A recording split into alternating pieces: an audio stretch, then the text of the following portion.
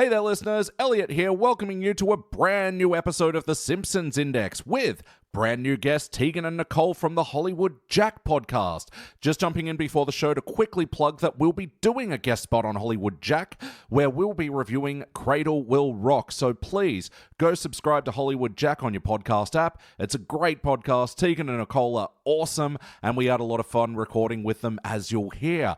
And of course, if you can't get enough of hearing BT and myself review movies, also subscribe to Starring Springfield, where we review the movies that star the cast of The Simpsons. Links to everything in the show notes, but for now, please enjoy our review of Girls in the Band and Lisa Gets an F1 with Tegan and Nicole. The Simpsons Index, an online spreadsheet that is also a podcast. This is the podcast. Coming to you from SideQuest Studios, this is The Simpsons Index, episode 290. Hello out there, I'm your host, Elliot Jay O'Neill, joined here as always, except when he's not, by BT Calloway. You know, no one enables descended to madness quite like you. Thank you. Is that a compliment? I'm not sure. Anyway, and joining us for the very first time from the Hollywood Jack podcast, from Newcastle, which is in New South Wales, it's all new tonight, is Nicole Klaer Tegan Kinder. Hello! Hi, thanks for having us. Did I get that right? I immediately stalled. Yes, No, you did. nailed You it. nailed it. Elliot, Absolutely. you'd be terrible at poker. I could immediately tell the panic of like, have I admit, because you asked off air, and now it's just, Yep. I'll do it. Yep, written all over that beautiful Nailed face. it. Absolutely nailed Yeah, it. nailed it.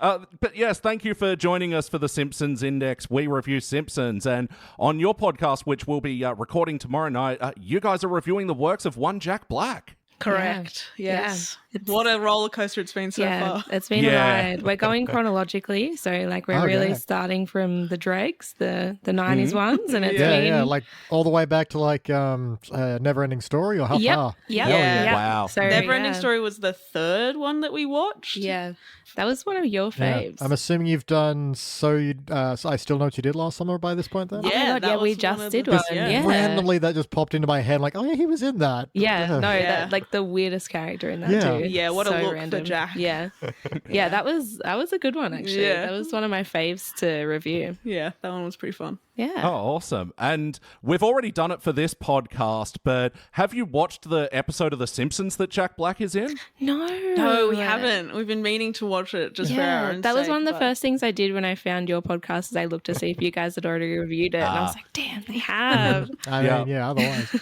Hey, if you'll have us back for yours, if you're going to open it up to TV, we'd love to do that. But even though it was a pretty terrible episode, but it's one where it's like the first third is a war between Jack Black and Comic Book Guy with competing nerd stores. And then it turns into Homer getting liposuction, and it's where that Simpsons meme where Homer's pinning all of his skin behind his back comes from. Oh, really? Yeah. That If I recall, I did not fun. care for this at all. No, Yeah. we fucking hated that episode. But, you know, it birthed that meme and Watchmen Yeah. baby, so it wasn't Oh, yeah. all lost. Yeah, okay. All right, I'll have to give it a Yeah, crack. we will have to. Yeah, we'll have to watch it at some point.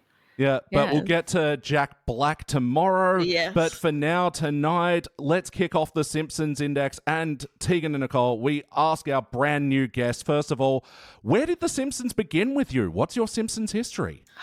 It's a long history. Yeah, my Simpsons history was being told to turn it off so my dad could watch the news because it was on at the same time. Heartbreak. And then we eventually got a second TV in the house, and then I got to actually watch The amazing. Simpsons. That's Oh, so yeah. Yeah. And then from there, it was just a steamroll, unfortunately. Yeah. And by Yep. unfortunately, I mean fortunately. Yeah. Mine was like the opposite. My dad was obsessed with The Simpsons. So All right. not only did we watch it on TV, but then he bought all of the DVDs and we just watched them constantly. Wow. Yeah. So it was big in our house. Damn, I didn't know Because- that. We always hear about how it's like banned in households and it was contraband and you have to go to the second secret TV to Smuggle it in. Yeah. Yeah. Yeah. No, it was But like you had I- Simpsons encouragement. Yeah, I know. totally. Not with my mum. She was never a Simpsons person, but my dad was like 100% about it. He Yeah, loved the it. encouragement is rare. I think Yeah. I've only gotten a handful of examples. Yeah, no, it was totally encouraged. Yeah, That's no, cool. my dad hated it. Straight hatred for it. I think even to this day, he's like, trash. Yeah. All right. Yeah, look, he's a He's an outdoorsman, so I see. we can't I blame mean, him for that. there's a few episodes about that.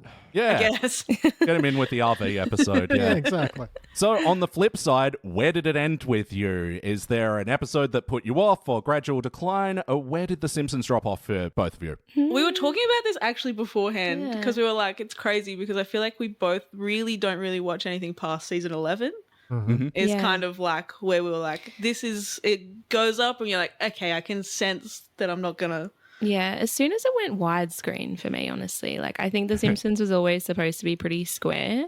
And that just really, I don't know, there was something about it that just I didn't really fancy as much. Like I still watch The Simpsons all the time, but like only those first seasons. That's Yeah, when it's hip to be square. Yeah. Yeah. Yeah. exactly. So you haven't delved into the newer era, which is still like 15 years old at this stage. Yeah, but- I know. Yeah. That's like it's been so long, but no, like I don't think I've maybe seen like a few and they've come up on TV randomly or something, but I don't think I've gone out of my way to watch a new episode at all. I think the newest thing I've watched from The Simpsons was the Simpsons movie, which came out Yeah. so long ago. Yeah. Was that more new Yeah. age? Like when was the Simpsons movie in comparison to season 11?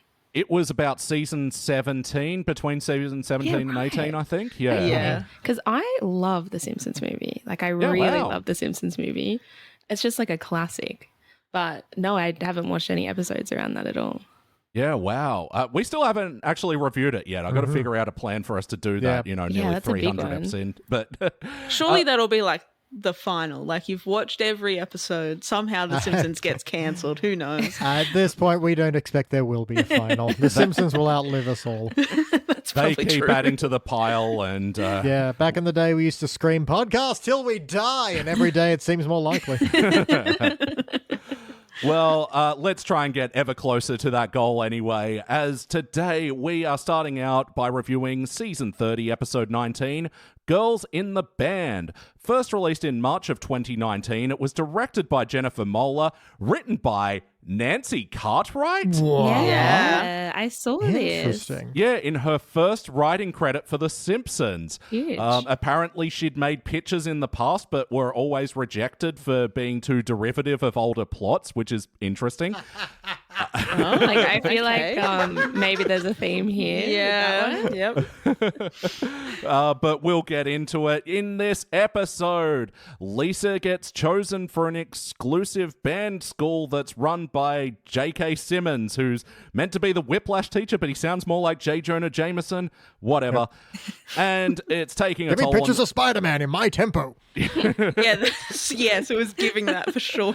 And the family's suffering as Marge has to do lots of long drives to get her to and from this thing. Bart and Maggie have to join her, and Homer needs to pull in extra shifts at the nuclear power plant at night to cover the costs. Hey, y'all, what do we think?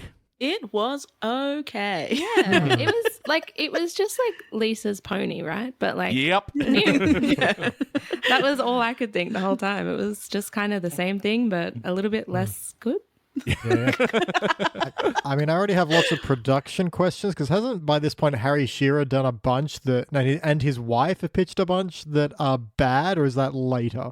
So Harry Shearer has only done one at this point. Okay, I'm maybe pretty I'm thinking sure. of Yeah, I'm thinking of someone else then. But yeah, Dan Castellaneta and That's what I'm thinking of. Deb LaCouster have done a handful, like 10 maybe by this point. Yeah, and they're all terrible from memory. Yeah. So why was it so hard for Nancy Cartwright to get this across? 'Cause she's a chick. Yeah. Probably. I'm going to paint it with a brush. It's because she's a chick. Well, yeah, and that's the other thing I noticed is that in the director-writer combo for this episode, it is like one of 10, 12 times that there's an all-female combo for Yeah. that. Yeah. Yeah. Pretty depressing statistic. Yeah. Honestly, after all the amount of episodes, Yeah. it's pretty bleak out there. But I think maybe Nancy Cartwright got this across the line because it was based on a bit of real life experience. And she said she based it on her own childhood and also her family support for her niece, one, Sabrina the Carpenter. Whoa. really? Oh my God. Wow, I did not know that. That's Yeah, that's, crazy. I don't know if I knew this fact or forgot or whatever, but yeah, Sabrina Carpenter's her niece. That's crazy. wild. What the hell? All God. right, looking forward to that cameo. That's going to get interesting. Yeah, Yeah. for sure. Yeah, well, I mean, they didn't include her in this episode, so yeah, I don't know, but yeah, just an interesting little tidbit. Was Sabrina Carpenter like? Yeah, it was 2019. Yeah, so- was Yeah, I she feel like like she's doing not the hit thing? yet. No. She'll be on an episode soon. Oh. For sure, no doubt. Definitely. So I think she's doing like the Disney thing at this stage, but yeah, it wouldn't be until like Era's tour, right, that her, Yeah. That her she stock took off. completely blows up. Yeah. Yeah. Yeah. I suppose so. Yada yada.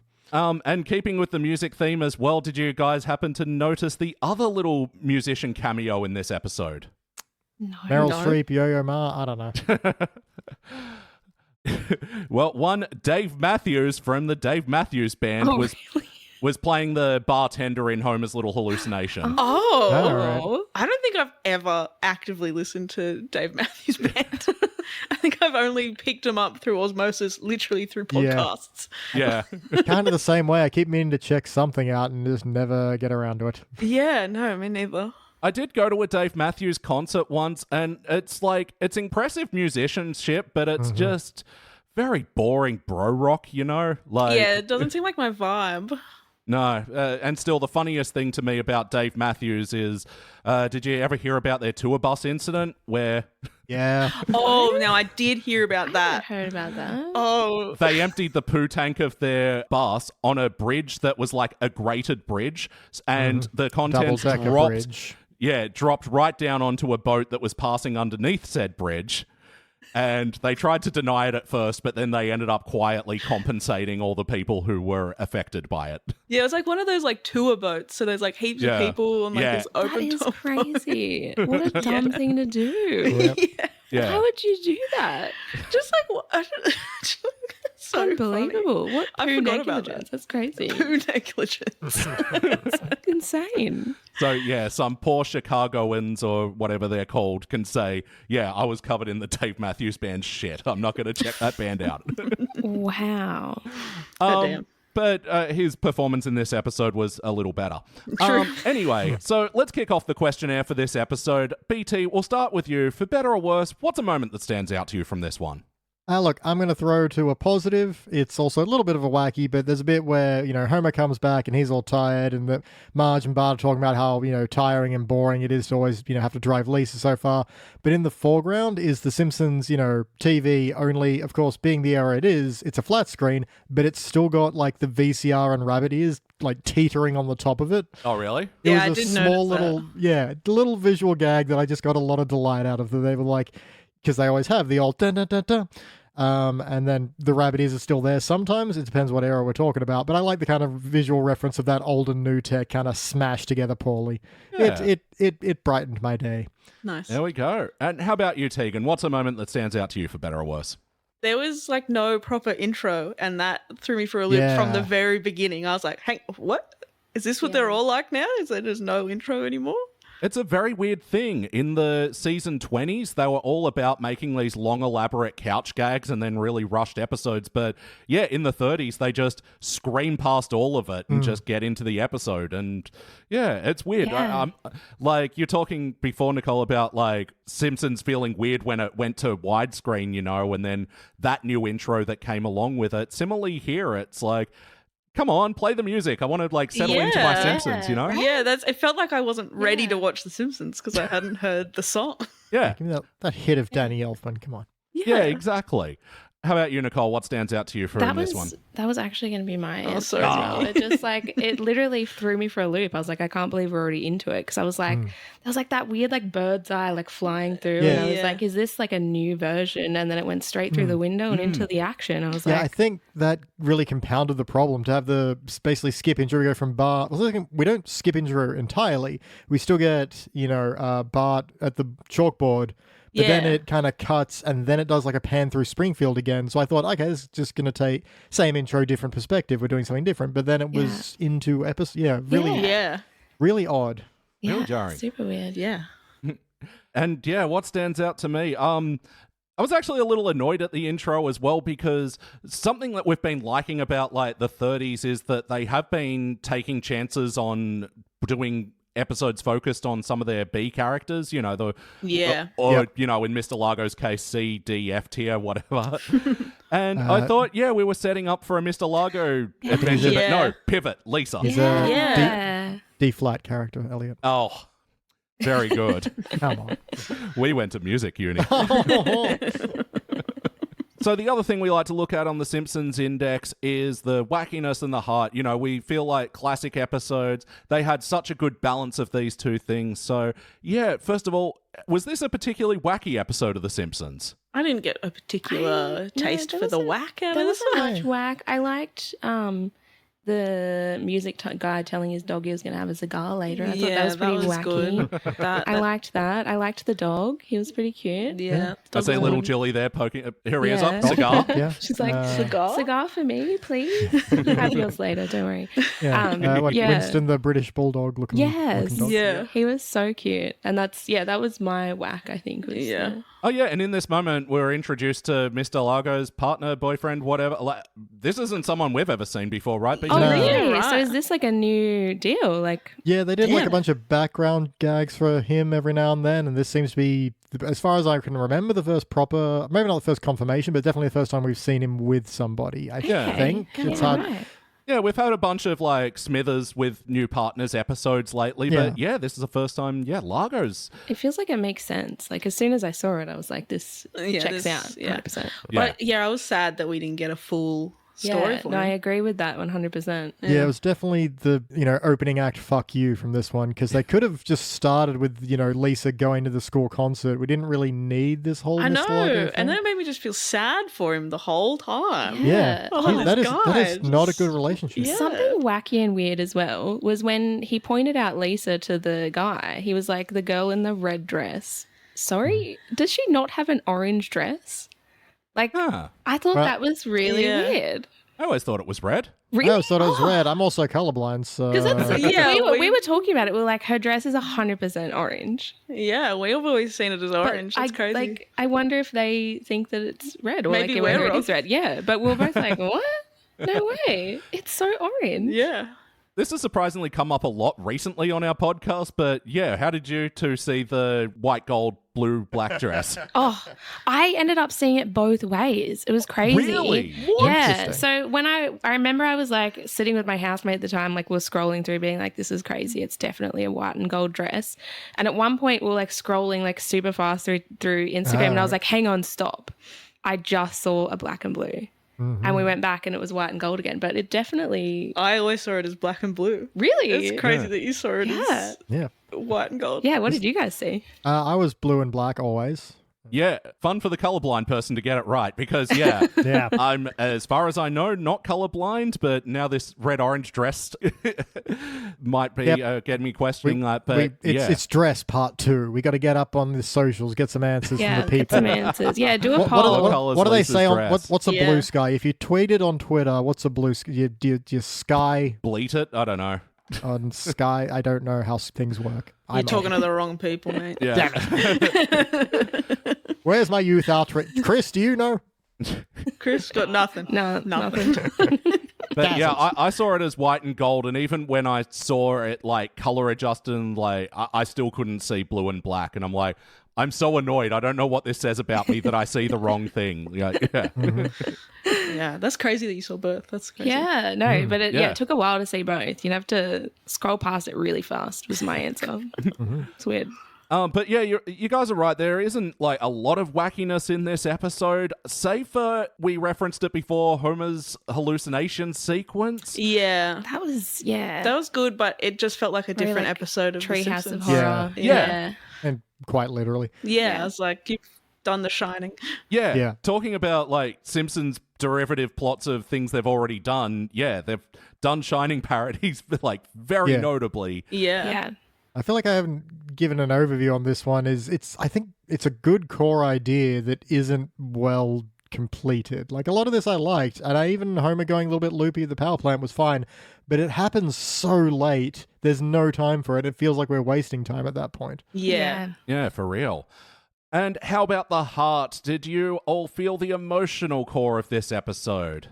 I liked, there was one bit at the end when Maggie had like drawn Lisa at the end and it showed a note in her hand that said, "You are Lisa Simpson." That was like such a cute little throwback to that note she got. That was a bit of heart. That was a bit hard. There was a bit of nostalgia in there. And that was the nicest part, I think, for me. But otherwise, I think most of the heart was just Lisa had to give up on her dreams. Yeah. It was too hard on everyone. I know, like, she's pretty smart for an 8-year-old. Can't she just get the bus? Yeah. Like, I'm not. 30 miles. It's like, I looked at it, it's an hour each way, but I mean, if they've got a lot of traffic, I don't know, but yeah. I don't know. Like, she's pretty smart. Like, I know there was that bus episode where she fucked it up pretty bad. But I think she could do it. I believe in Lisa always. Yeah, but coming back to what you were saying, Paige, it's like, yeah, I think the core idea could work. It's just that a lot of the scenes, like, were set up to have, like, this emotional core, but I really didn't feel it from this one. Kind of a structural problem as well, where Lisa overhears everyone talking about how it's kind of annoying they have to do all this for her. But then nothing changes for the next 5+ minutes, and there's no moments of her being conflicted or really think about it. There's a bit of a montage where she like sees Marge's Sudoku book completely finished, but even then it's like, well, that doesn't relay any new information to either us or her. So there's no scene of her kind of debating in her head, like, oh, or even I kind of expect that we get a bit of, J.K. Simmons does the whole whiplash thing to her, and she actually thrives under that kind of pressure. That was interesting. I did kind of expect to have a moment where she's starting to maybe not care about her family. It's like, yeah, of course they need to do something for me for a change. I'm always giving up stuff for them, or that kind of an angle to play on it, and have the moment of realization of, I'm giving up my family, or even have JK do a big speech where he's all like, of course you're putting family behind you. Family are an obstacle. You need to get past that. You're all about the music from now on. Yeah. That would have been heaps better. Yeah. But yeah, I also like didn't feel like anyone else kind of went on a journey as well, like had an arc. Like I was really hoping a bit more from Bart as well. Like, I was going to say, surprising. Weird. Yeah. Bart got nothing in a episode written by his voice actor. Yeah, I was surprised when we got this whole thing. He's like giving a speech to all these other siblings, and then just nothing comes from that. I thought we were going to see some, like a ruckus. Like I thought we were going to see something from that, but yeah, definitely nothing. Yeah, sibling uprising, and nothing happened. Yeah, I thought really for weird. sure something was going to come from that. But ultimately, does it feel like an episode of The Simpsons? What do you reckon, Tegan and Nicole? Is these the characters we know and love? Is this the show we know and love? No. Not for me. No. Unfortunately. It felt like a fan fiction or something. Yeah. Like, so weird. Weird for a fanfic to be written by someone who works on the show. Yeah. What about you guys? Yeah, Does it feel like Simpsons to you? I'm happy to leave it entirely to the people who haven't seen anything since season 11. Our perspective on The Simpsons is warped at this point. I don't even know what that question means. No. I mean, yeah, these are the shapes and outlines of the people I'm familiar with, but yeah, this is just I don't know, just in terms of story especially, just such a watered down version. Like, and it's weird. I just sort of feel like we're kind of going through the motions, and like not a lot of the scenes like stood out to me, and like I mean, I feel like it's a common complaint. I don't think it was very funny either. No, Yeah. you're right to say. Yeah. You're right to say. I dislodged some snot, but I didn't really laugh out loud. What a high benchmark. But yes or no, would you watch this episode again? No. No. This won't enter into the seasons 1 till 11 rotation? No. No. I'll stick with Lisa's pony. Yeah, for sure. Yeah. 100%. All right. Well, we like to try and, feel like we're better than Nancy Cartwright and talk about what would we change. BT, start it off. What would you change about this one? Yeah, just having a bit of emotional reflection from Lisa when she does realize that. If you want to have Homer going crazy at the nuclear plant doing double shifts, just have that happen earlier so we get a bit more lead into it. You can probably cut out a lot of that Largo stuff if he's not going to be really relevant. I also didn't like when they reprised that at the end when we get a weird closure with he drives his boyfriend or whatever home and he's like, I've got a surprise for you. You're getting kicked out. And he's like, oh no. And he's like, but what about the dog? And I'm like, Winston goes with you. It's like, unless we can rename him Puccini. Oh, we can do that. Oh, I love you now. I was like, what the hell was any of this? It was so shallow. It was weird. Yeah. Yeah, and I think just detrimental because it just slows everything else down. And yeah, either I completely forgot about the sibling kids, Bart giving them a lecture about how, no, it's time to act out and get some of that attention. I'm stunned nothing comes of that. That had potential as well. I think really just the ending as well, where there's Lisa's getting to perform, for J.K. Simmons to see if she goes up to like the next grade, which is, I do like his line of even more expensive and somehow half an hour away from everywhere. She's going to go up to that. And, she's doing the whole internal debate as she plays. I did really expect there to be a moment between the two of them where she flubs intentionally, but maybe he calls her on it and says, I know you can do this or something. And then, has that speech I mentioned before about your family are holding you back. It's time to cut them loose or something like that. There's a better version of that, because he even has a moment where he's watching her and he sees her looking out the window to her family and his eyes kind of change, but that's it. There's no dialogue. There's no implication that he knew anything like that at all. And just give us something else, because that's already kind of there in the weeds. All right. How about you, Nicole? What would you like to change about this one? Well, it's kind of going against what BT just said, but I kind of think they could have said less. I think there's a lot of times where, even with Lisa's, in a monologue and when she's talking to Bart at the end in the car, they're saying things that kind of, they're a given. It didn't need to be said. Yeah. And that's, I think that's, the thing that, the old school Simpsons does so well. They just don't have to say as much. And, especially with, the jokes and stuff too. They just, I think they needed to do a bit less, really. That would be, yeah. Yeah, they don't leave a lot up to subtext in this episode. No. They very much explain how they're feeling in every given moment. Yeah, in everything. And it's just it's just not real. It's, that would be, and more of the dog. Nice. Yes. Yeah, nice. That's good. Yeah. More, what was it, St. Winston? Yes. Yeah. Puccini. Yeah, the rebrand. How about you, Tegan? What would you like to change? I'd probably just make it a straight up Lisa focused episode. Get rid of music teacher being sad because that made me sad. Yeah, and then I just make Lisa do her own adventures. The family's put out, so then she's got to do it on her own, and then she realizes that it's kind of hard, and then realizes that the family had to do that for her, and that she realizes the hardships that the family went through, and that's where the growth comes from, rather than her just deciding because everyone's complaining. She kind of lives the hardship herself as well. So yeah, I think a Lisa based would have been perfect, but instead we got everything else. Yeah. Also, I would love Homer to go crazy earlier in the episode. And I want more shenanigans in the nighttime at the nuclear power plant. I want there to be slime monsters or something. I don't know. Give me radioactive something. All there was Gil. Yeah, Gil. Yeah. Yeah, where's all the weird shit happening at night? Exactly. Yeah, well, I mean, that was going to be my big note of change is, to offset the Lisa heart story of it all, have some wackiness with Homer at the power plant at night. And, it's weird that both Smithers and Burns are there at the same time. I really want to know what they have to do to justify them being at night shift. Yeah, why is Burns walking around with a lantern at nighttime? I liked that. That was good, but I want to see what they're doing. It was a little bit mysterious. I loved it.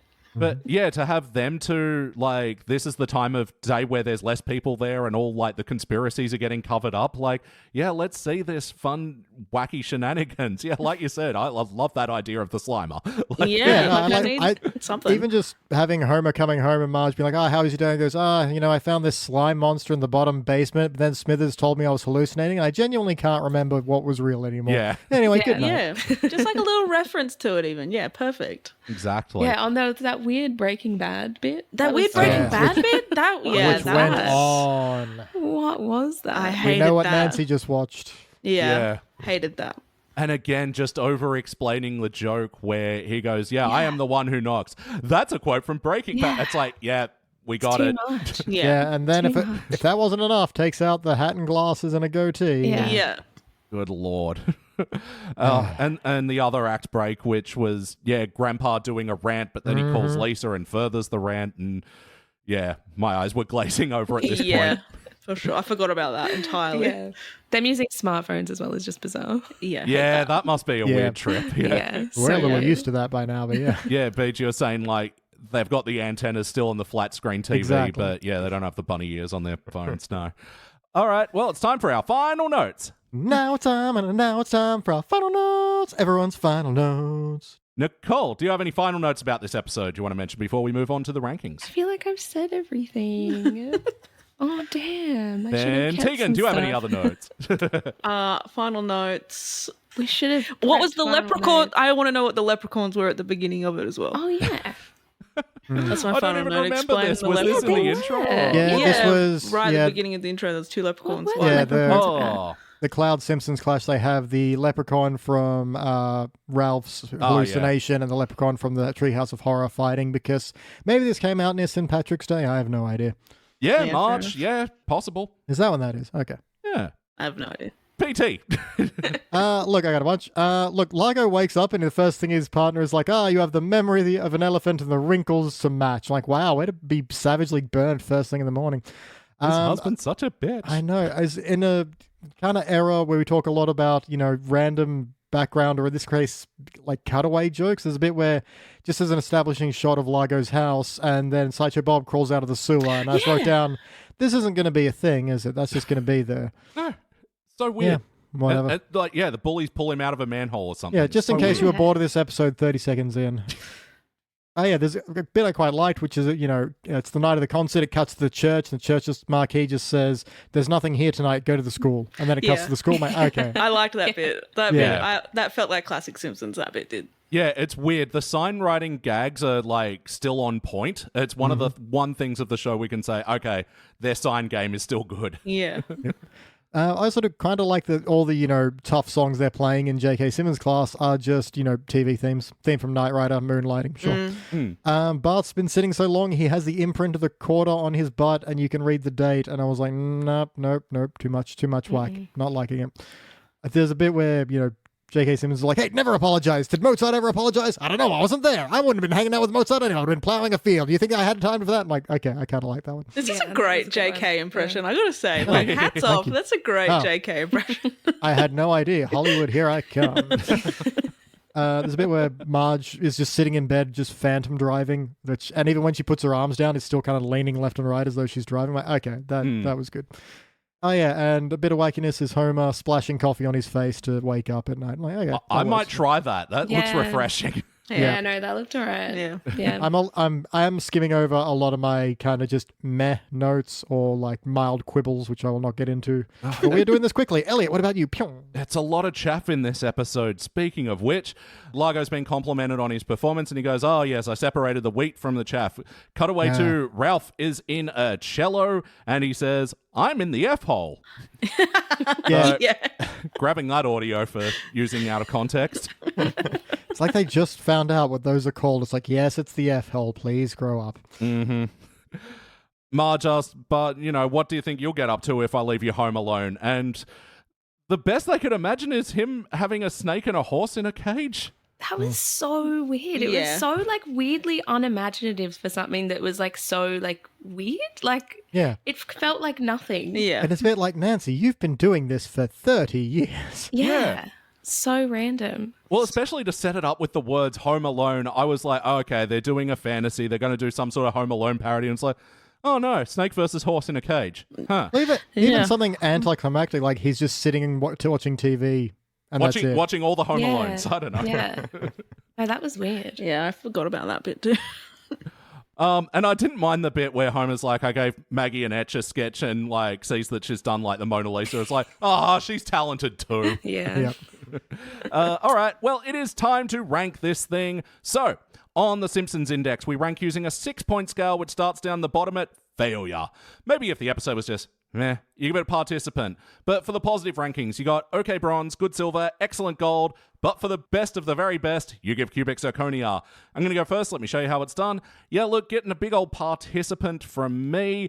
I don't think anything was bad enough in this episode to cause it to be a failure, but I could understand if people went that way. But, I mean, I don't know. It's just, it wasn't very exciting, and it made me think of better Simpsons episodes. BT, what do you reckon?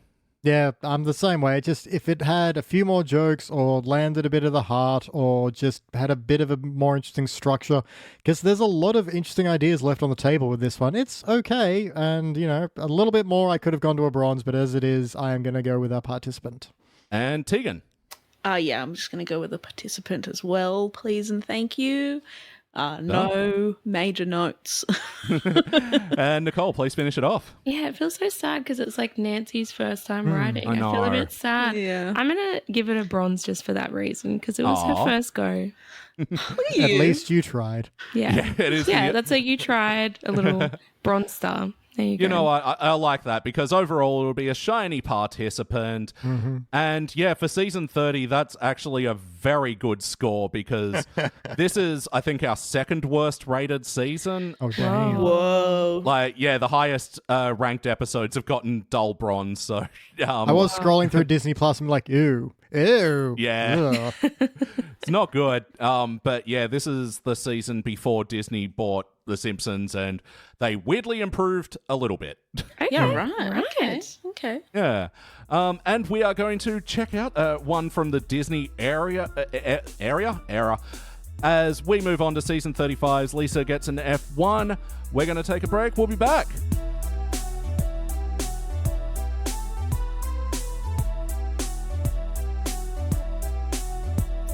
And we are back, and we just watched another episode. This is from the Disney era. This was season 35, episode 12, Lisa Gets an F1. First released in February 2024, it was directed by Timothy Bailey. The Australian weatherman. No, there's another. Bullshit. And it was written by Ryan Coe. In this episode, Lisa finds that doing high-speed go-kart F1 driving, does she get an F1 or is it a go-kart? Whatever. She finds that is a great way to deal with her anxiety. And both her and Marge are calmer as a result, but now Homer's the one stressed out and worried and all anxious and everything about Lisa's new dangerous hobby. Hey, what do we think? Look, I liked it. Yeah, I liked it. Yeah? Yeah. Why? Like, definitely, I liked it more than the last one. Yeah. I'll give it that. It's an improvement. Oh, really? Was that Matt Berry? It was Matt Berry. Yeah, that was my the first thing you thought. said. What a goddamn waste of Matt Berry. Oh. I kind of liked it. He was my favorite part. Not kidding. It's just, come on, you got to get him in. Let's give him some more to do. BT, you've got some knives for this episode, I detect? I wouldn't say knives. I just, maybe it's just the end of the day. Maybe I'm a little more tired. Maybe it just didn't really do it for me. But it didn't really do it for me. I don't know if I like this episode or not. I will say, just to kick off the better or worse thing, I'm going to say the thing that sticks out to me for worse is the character of Paolo Paolietti, who I checked was played by Dan Castellaneta. That is fucking annoying. That kid was so annoying. The accent just grated down my spine, and like a character that could have been voiced by anyone else, like... Yeah, that was I don't know why it was this. Kind of my big point is everything around him is really boring and sucks, and it just detracts from Lisa's story. And I'm like, cool, let's have this guy speak in an bad Italian accent for way too much runtime. Yeah, a couple of times I wrote, is this offensive? This might be offensive. I don't know anymore, but like... The part where he and Bart get into an extended argument in Italian for what was that, 30 seconds to a minute, and I'm like, thank God, this is a great use of my time. Cool. All right, well, let's turn to the more positive side. How about you, Tegan? What's a moment that stands out to you from this one? At the beginning when they're in therapy with Lisa and they're like, we've had a major breakthrough and we know what the reason is, and Homer, it's your driving, and he just turns, he's like, what did you just say to me? That really got all of us in the room. Yeah. It was Homer's good. the standout. I did like the animation moment then where he initially has a tear because he's proud of Lisa for making a breakthrough, but then he gets so hot-headed it dries up. It just steams off. I really like the what did you just say to me? It felt like a classic Homer to me. It was a good line read, yeah. Yeah. How about you, Nicole? What stands out to you for better or worse? Well, one of the things that stood out, because I guess we haven't watched a lot of the newer ones, the animation was crazy. Like, even there's like a bit where the Italian guy was like dropping money on Bart, and you can like see the reflection of the money in his eyes. And I was like, that's crazy. Like, we've come such a long way. Yeah. Yeah, that was wild. Yeah, it's an interesting thing that Simpsons have got the money to invest in all this animation stuff, and I think that's why Paolo sticks out as me as a sore point, is because like one of the things that the Simpsons initially railed against was this sort of like Disney-style rubbery animation, and like I get it fits the character to be very expressive and everything, but he's just so rubbery. He looks like he's from a different universe. Yeah. Yeah. No, I get that. How about you, BT? What stands out? Springfield, once home to a thriving nipple tassel factory. Yep. That got me quite well. Yeah, I like the tumbleweeds with tassels. Yep. Yeah, that was good. Yep. Look, everything Matt Berry just gets a big thumbs up in this one. It sold a lot of lines that shouldn't have worked, especially with like I can't remember the entire line, but was like, is he an oil magnate or a mining magnate? Just what sort of nationality of magnate is she the scion of? Yeah. Like, I was curious because, like, it was in this second act that it kind of switched to a documentary style for a little while, and I'm like... Structurally, that's my gripe as well. Yeah, well, I mean, I was kind of welcoming it because, like, I know that Formula One, Drive to Survive, that was...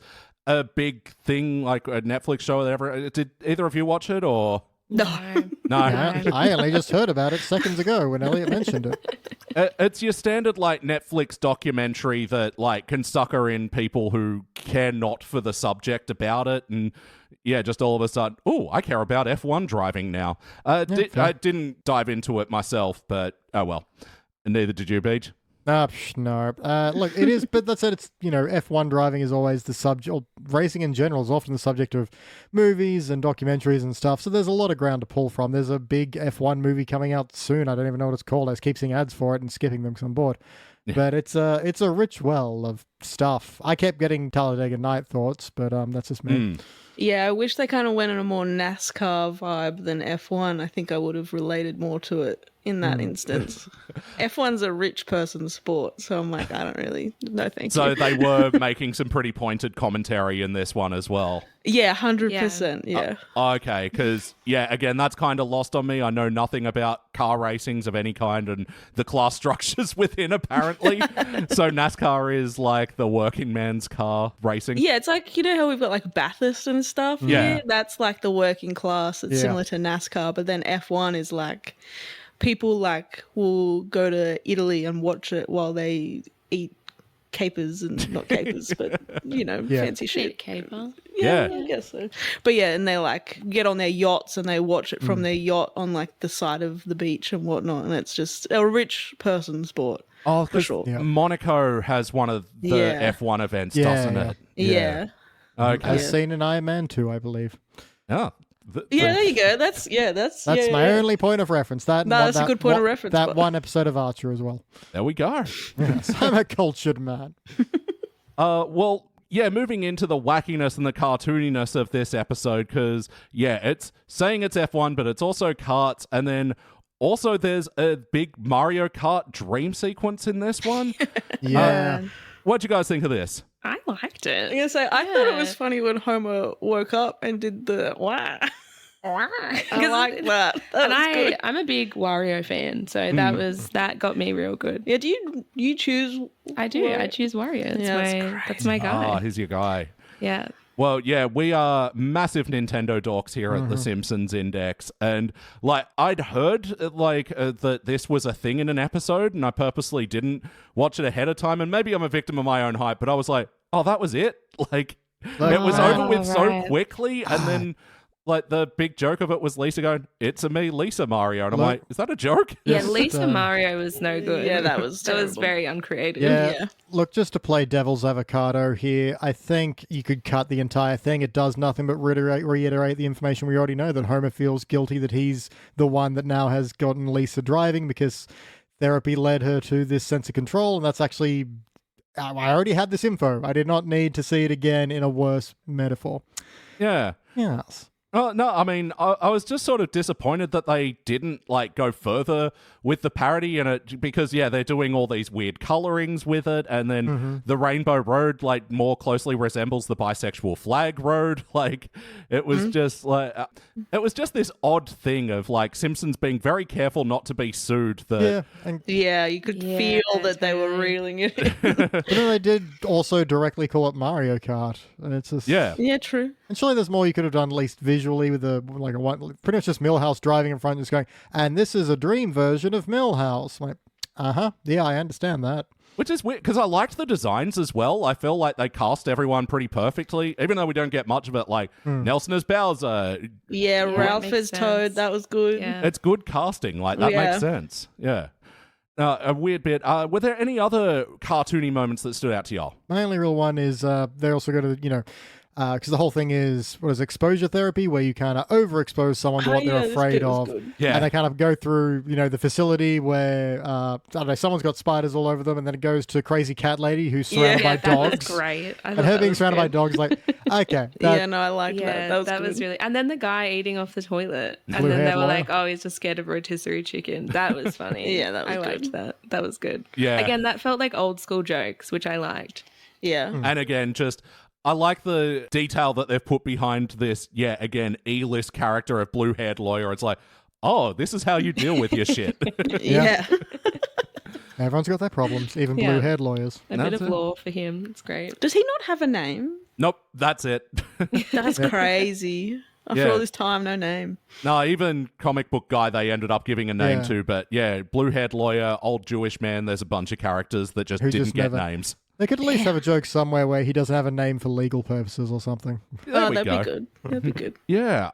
Well, I mean, we do get a bunch of cartoony moments around the racing and everything, and I think that's where this episode does excel because, I really liked the look of this, and I liked the look of a lot of the races as well, and, I feel like Lisa's very well cast in this role. I was really behind this plot point of, Lisa dealing with her anxieties by being in control of a very fast-moving car in that way. Yeah, I think how we get into this episode, I think, is very good. It's a very tight opening section where, it goes to therapy, discovers that it's... I kind of wish there was a line about, a lot of things in her life are making her anxious, but kind of that Homer's driving has pushed her over the edge. And that, the idea of having a semblance of control is what kind of gets her over that. Oh, yeah, and speaking of, wacky animation moments, fucking Homer's driving at the start. Oh, my God. Yeah. Just brake checking Mole Man was... Come on, what are you doing? The amount of times that Molman has, died in a fiery car crash, I am so surprised this wasn't one of them. I was worried when we first started watching it, and it was a go-kart episode, that it was going to be similar to the Bob's Burgers go-kart episode. True. So I was really happy to see that they didn't do the sibling rivalry between Lisa and Bart, and they just let Lisa do I had her a thing. similar flashback, like soapbox derby racing, maybe? Yeah. Oh, yeah. But no, it is quite different, so. Oh, that Bob's Burgers episode is so good. God. It's so good. It's so good. I love the, Tina and Louise episodes. They just dropped one recently on Disney Plus where Louise broke her horse tail and then they get in a fight. Have you guys seen that one yet? No, is this a new season? Yeah. It's kind of 6 months behind for the US, but new to us Australians too. Yeah, damn, I'm going to have to catch up then because I have not seen that. I saw that one. Yeah, I thought it was really good too. Yeah. Anyway, that's the Bob's Burgers index for the day. Yeah. Yeah, so moving on to the heart of this one, like I said, I really enjoyed this pivot point for Lisa. How did it resonate with you guys? Yeah, I loved, I always love an episode that's about Lisa and Homer. I just feel like there's something about that always just feels really nice. And there's they're polar opposites, but they have this cute connection. I also thought it was really good seeing Marge and Homer's dynamic because it actually makes a lot of sense, how she's the warrior and he's always the one just doing his own shit. That's relatable for all of the seasons of The Simpsons. So watching that, I was that actually really checks out for their characters. That makes a whole lot of sense. And I loved seeing the roles reversed. I thought that was cute. Yeah. I mean, there's a nice heart moment early on where, the therapist is like, I think we located the source of Lisa's problem. And Homer has a line of, whatever's causing you anxiety, we'll walk through hell to fix it. And it's like, that's nice. Yeah, that's cute. Yeah. But not the driving. No, of course not. I said walk through hell, not drive. Even though it was extended and dragged out, I did love Homer then calling into the therapy session to further rant and then gets in the car crash and then Wiggum's there and it's like, oh, hey, thank you. We can now keep Alfoil in the house because you work with Ralph. I did enjoy that. I liked at the end when they were like, what a great therapist. She's like, she's going to die. Yeah. Oh, by the way, did you happen to catch who was playing the therapist, Annette? No. Mario. Yep. Charles Martinet, voice of Mario. No.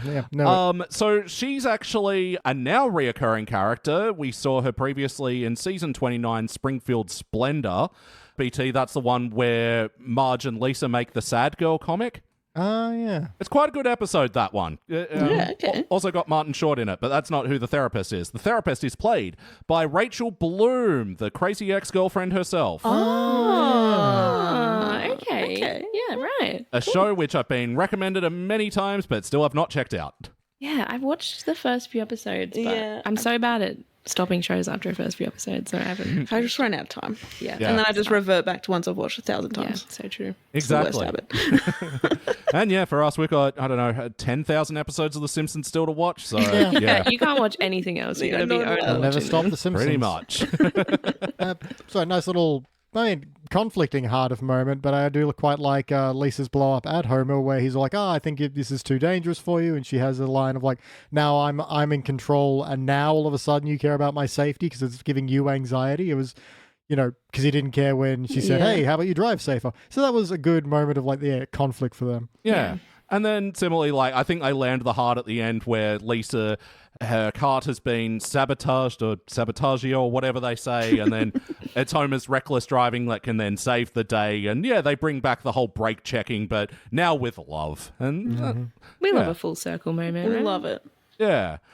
Weirdly, I like how Homer takes on Marge's stress knitting when he starts being the worrywart of it all as well. Yeah. Yeah. Yeah, no, that was cute. Yeah. What am I even making? I love club covers. I enjoyed that. But ultimately, did it feel like an episode of The Simpsons? Does this remind you of the show that you know and love from the old days? Still no, I don't think. Mine's like a vague yes. I think because vague. specifically of the documentary kind of style, that really threw me as like a not The Simpsons. Yeah, mine's a vague yes, purely because there was bits that actually made me laugh, and like that's The Simpsons. So if I'm laughing, I'm like, okay, well, all right, okay, We got there. Yeah, Really? a comedy show, first and foremost. yeah, Yeah, like, that's the kind of the weird thing with the documentary thing, because, like, it went for so long that I'm like, oh, are we doing an episode pivot here? Now it's going to do this style. But then, change. like, yeah, it went just went back. away. Yeah, that was an odd lack of commitment, because we have seen Simpsons do this a lot where they just do a stylistic shift for the whole episode. And yeah, it's weird to only get it for half an act. Yeah, well, even Yeah. to do the first act in the regular style and then have it in the documentary style once, because you can skip ahead time. Then you can establish, oh, Lisa's won a few times. She's actually kind of a big deal now. You kind of have a bit of a time jump, and that's I was fine with that. But yeah, it just isn't consistent with it. It's weird. No. Oh, and like we I were saying suppose- in the last episode review, how they like skip through the intro. This one just like Yeah, no no intro. even faster. Yeah. And like, I really don't like that they did the whole setting up a scene and then go, oh, 2 months earlier, because it's like, we didn't need that. Just do the intro. Yeah, No. I agree. Yeah. Yeah. Doesn't really add anything. But yes, no. Would you watch this episode again? I'm tempted to watch it again because I feel like I came into the room a bit rougher on it than everybody else. And at the end of the discussion, I'm like, actually, yeah, look, those beats of heart do kind of work, and maybe I should need to reassess this. So I'd probably watch it again. I just know I'm always going back to those first seasons. Look, me Yeah. too, but if it's on, I'll sit down and watch it. yeah, we often use things like the hangover test. If you're lying on the couch and you're comfy and you're all good, and the episode comes on, the remote's just out of reach. Are you gonna? That's true. That was me the other day watching The Simpsons. Yeah. and- Or the other one is laundry test. Is it at least good enough that you could fold laundry while watching it? Yeah, that's actually, okay. I could No, watch that it's again. not good enough to fold laundry too. I've changed my mind. I am. Yeah, see, I think for me, I could do fold laundry, but if I've got a hangover, fucking Paolo's gonna just piss me off. Yeah. Yeah, that's true. I have a high standard for what I fold laundry to. Clearly, nothing but the Criterion collection over here. It is Critical Role every time. That's what I fold Nice. my laundry to. Sick. How about you, Nicole? What's your go-to laundry show? Oh my god. Well, probably like Bob's Burgers is a big one. Yeah, Yeah, that's I would do that too. I like that you guys think that I fold laundry. It's crazy. You're Barely right. ever do that. That's audio, Chris. Same. I was about to say, what are we thinking here, Chris? No, it's neither of us. Our laundry just sits in a little pile. It's great. And then it just gets washed and done again. Now I'm just airing our dirty laundry. Well, So yeah, probably Bob's Burgers if I ever get around to it. Wonderful. What's you guys' shows? Ooh, for God, folding laundry. Like, yeah, I hate to steal your answer, but Bob's Burgers is a very good one, especially lately. I'm sticking up for the latest seasons of American Dad. Like, Wow. really? Yeah, right. Okay. I know we're meant to be anti-Seth MacFarlane on the Simpsons podcast, but I'll be honest. And who would have thought, but American Dad seasons like 15 onwards, actually pretty good. Okay. Yeah. okay. I don't know if I've given them a go. So My Yeah. housemate just rewatched all of it, and I thought that was crazy. That does seem crazy. Yeah, I was like, "What are you doing?" And he's like, "Just rewatching American Dad." I was like, "Okay, there's so many other things you could do." But all Yeah. right. I mean, I dipped in because I'm like, it's still going? And I'm like, oh, you know what? Not bad. Yeah. Yeah, okay. All How right. about you, BT? What'd you last watch with a laundry fold? It was probably something like Todd in the Shadows or oversimplified little history nut bits or Jenny Nicholson stuff. I've been going through a lot of hers while folding.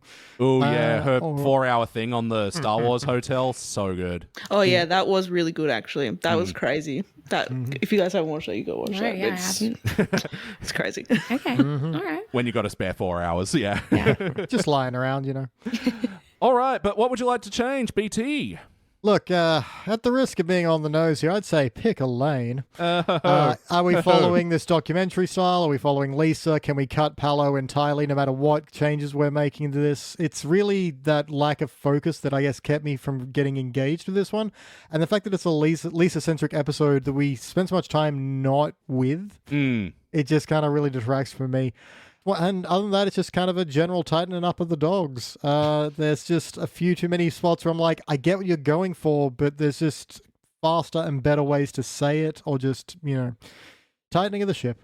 There we go.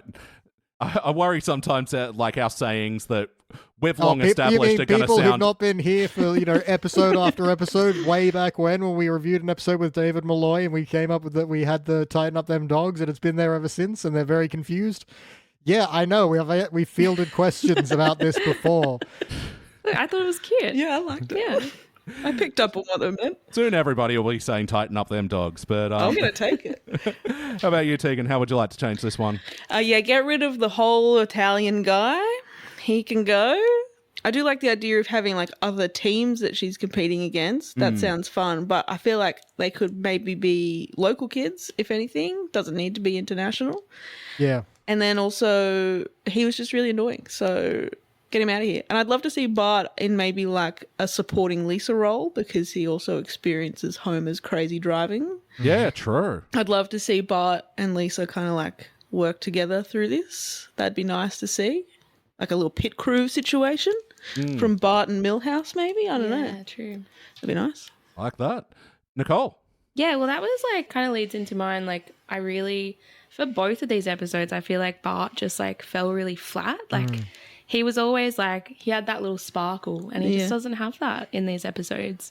And I want that back. And yeah, literally just get rid of that Italian kid. Like, who the fuck is that guy? Yeah. It's crazy. Yeah. But Bart just then, I just don't understand what Yeah, he's like doing. Bart like being in pit crew, sabotaging the other Yeah. teams, like trying And, to like, figure out what they're up to. Any joke he makes is not very funny, and he has these like inner monologues of him like explaining exactly what he's thinking when you don't need that. Like, if he wants to be sneaky, he can make like shifty eyes and just like do his thing. Like, he doesn't have to be like in his head like, I'm gonna do something sneaky. Yeah, now. because Like, even his kind of introduction in this episode is, that poor foreign kid in the internal monologue, that poor foreign kid, someone should help him and then get his money, where if he just went up and did it, we would all know what's going on. it would have had the same effect. Yeah. Yeah, because aside from being a character that really annoys me, Pal, like, he doesn't really serve a lot of purpose in this episode other than to do the sabotage at the end, which I think is a fine enough thing if, Bart's working this kid and then the kid finds out he's related to Lisa, then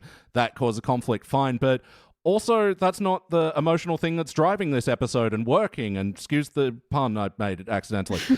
Like, it's about Homer and Lisa here, and Homer worrying about the stress vacuum that's being caused, but also not growing a bit, recognizing that maybe there shouldn't be one person or two people to take all the worry, and that they should share the load a bit, so to speak. Yeah. Because...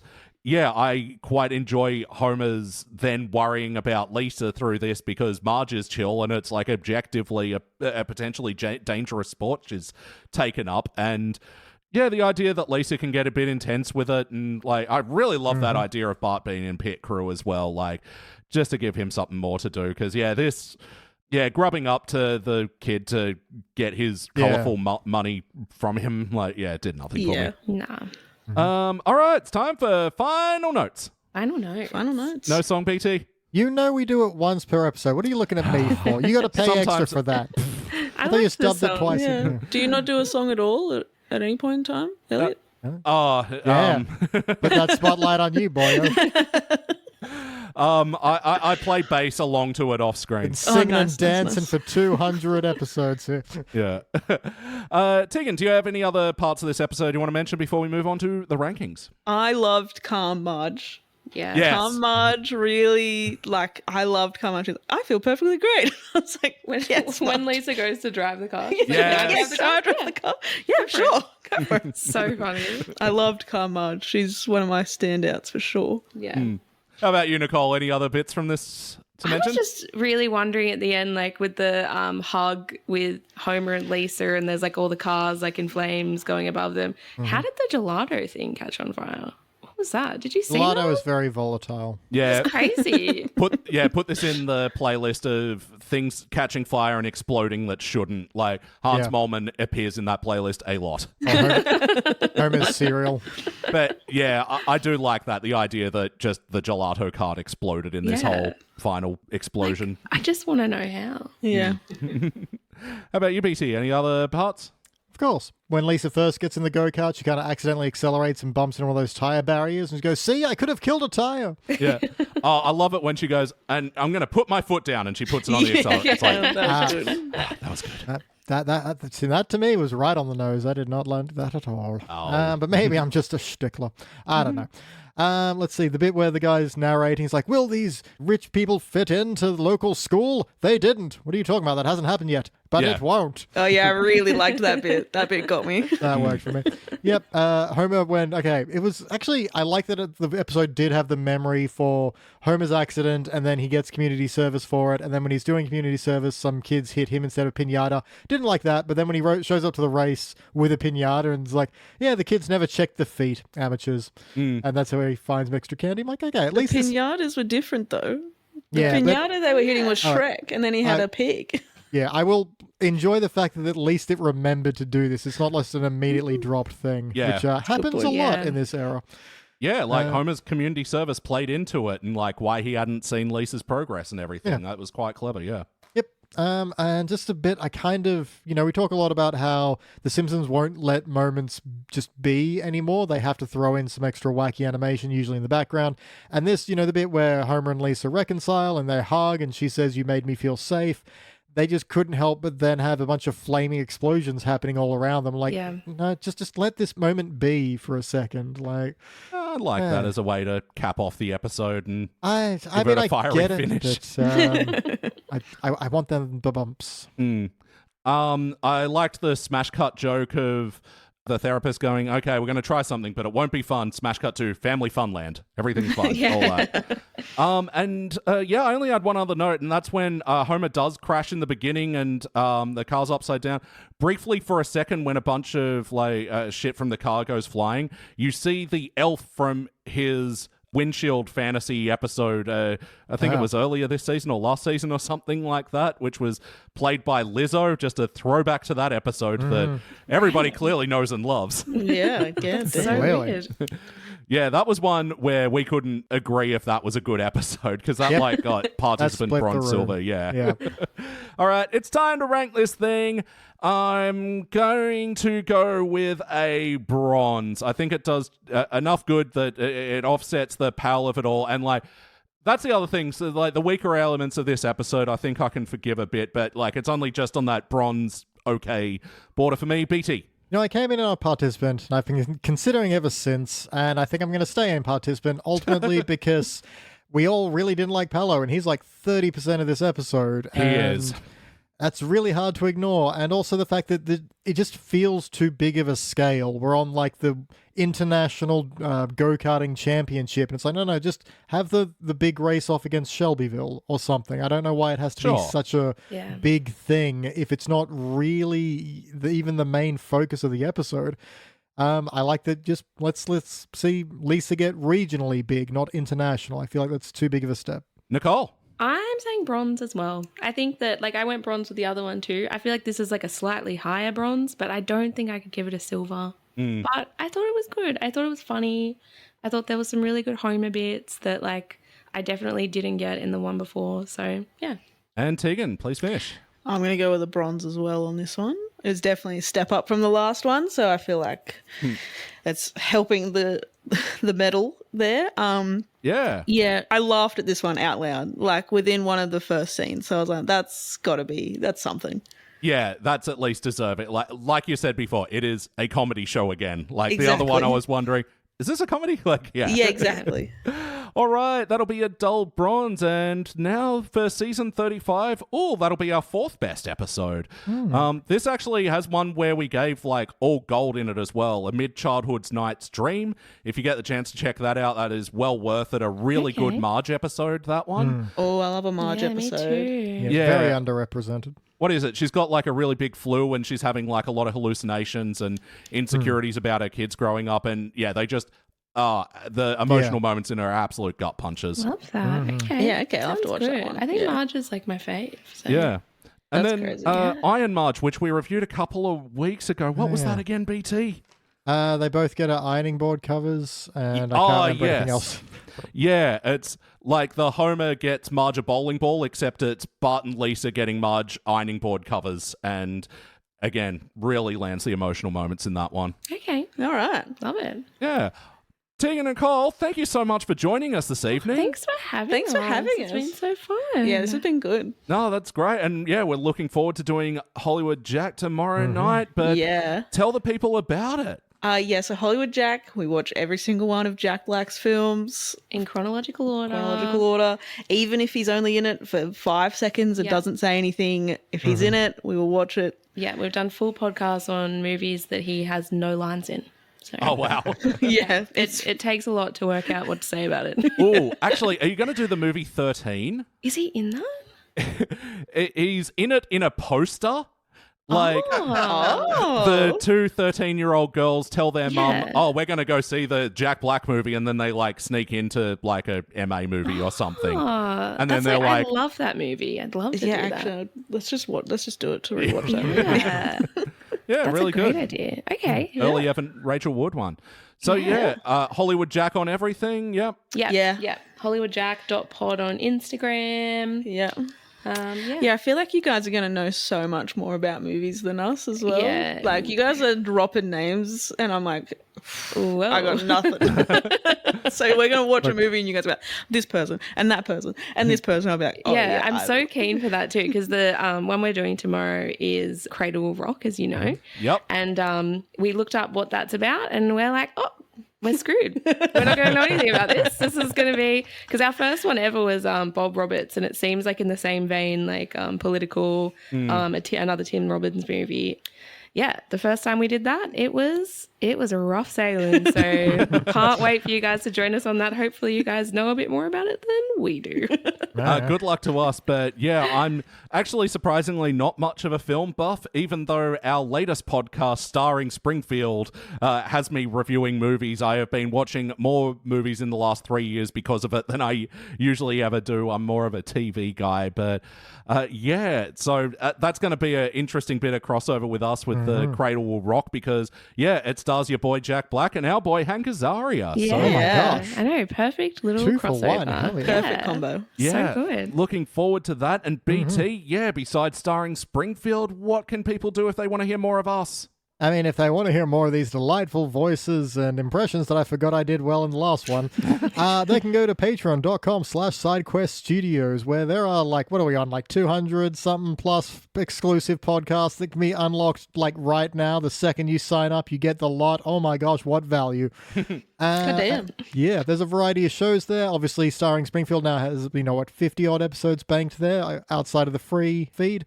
There's also things where we check out the DVD and extras, and and, just also to recommend things that we like that are, get this, outside of The Simpsons. It happens sometimes, not often. We have a very particular skill set. It does not make us a nightmare for anybody. So, links for all of our stuff and Hollywood Jack in the show notes. Yeah, that website again, patreon.com/SideQuestStudios. But for now, that's it for The Simpsons Index for this evening. Thank you once again, Nicole. Thank you. And thank you once again, Tegan. Thank you. And thank you, BT. Thanks everyone. Thank all of us, everyone. Hear that, boy? What day is this? And I've been your host, Elliot Jay O'Neill. That's all the mustard in the house. And yes, more confusing sayings than our first, I guess. Really have to explain a lot to people. It gets pretty much. Thank you for listening to the Simpsons Index podcast, which is also an online spreadsheet available at thesimpsonsindex.com. We're also on social media. You can follow us on Blue Sky, Instagram, and on Threads. Links for all that and more are down in the show notes. And lastly, consider giving us a 5-star review. Why not? We'd do it for you. Now, there's no bonus scenes for this episode. Everything we left in was pure gold, so we'll catch you next time.